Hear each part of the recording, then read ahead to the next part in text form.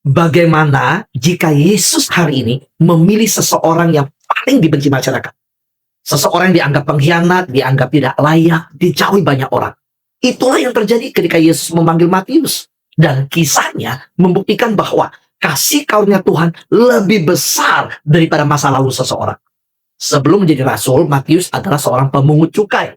Pada zaman Romawi, pemungut cukai sangat dibenci. Mengapa? Karena mereka bekerja untuk pemerintah penjajah. Banyak di antara mereka mengambil keuntungan pribadi dengan memungut pajak lebih besar dari yang seharusnya. Akibatnya, mereka dianggap pengkhianat bangsa. Mereka dijauhi masyarakat, dicap sebagai orang berdosa. Dan Matius adalah salah satu dari antara mereka. Setiap hari ia duduk di meja cukai, mengumpulkan uang, tetapi kehilangan penghormatan. Mungkin ia memiliki banyak uang, tetapi sedikit teman. Suatu hari, Yesus lewat. Tidak ada khotbah panjang, tidak ada seminar, tidak ada diskusi. Yesus hanya berkata, "Ikutlah aku." Dan sesuatu yang luar biasa terjadi. Alkitab berkata, maka berdirilah Matius, lalu mengikut Yesus. Dalam satu kalimat, seluruh hidupnya berubah.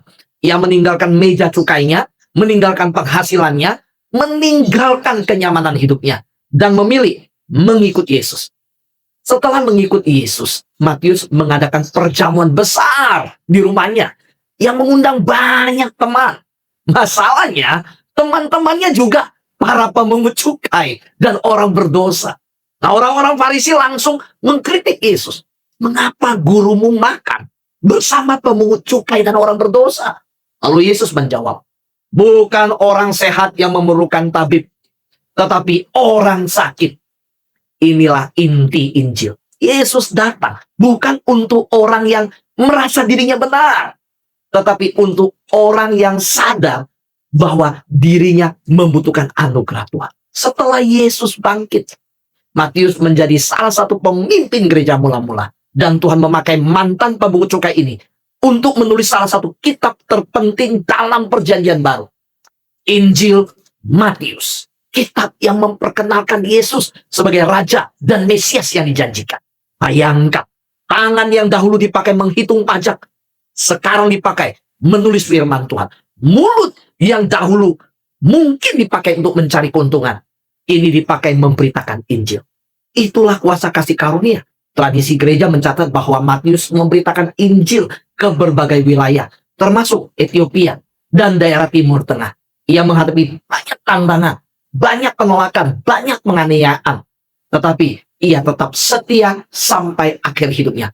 Karena ia tahu satu hal, Yesus telah mengubah hidupnya selamanya. Matius mengajarkan bahwa tidak ada masa lalu yang terlalu gelap bagi kasih karunia Tuhan. Mungkin orang lain masih mengingat siapa Anda dahulu, tetapi Tuhan melihat siapa Anda dapat menjadi di dalam Kristus. 2 Korintus pasal 5 ayat 17. Jadi, siapa yang ada di dalam Kristus, ia adalah ciptaan baru.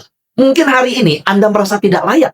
Terlalu banyak kesalahan, banyak kegagalan, banyak dosa. Ingatlah Matius.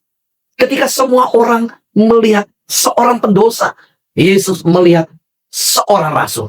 Ketika dunia melihat masa lalu, Yesus melihat masa depan.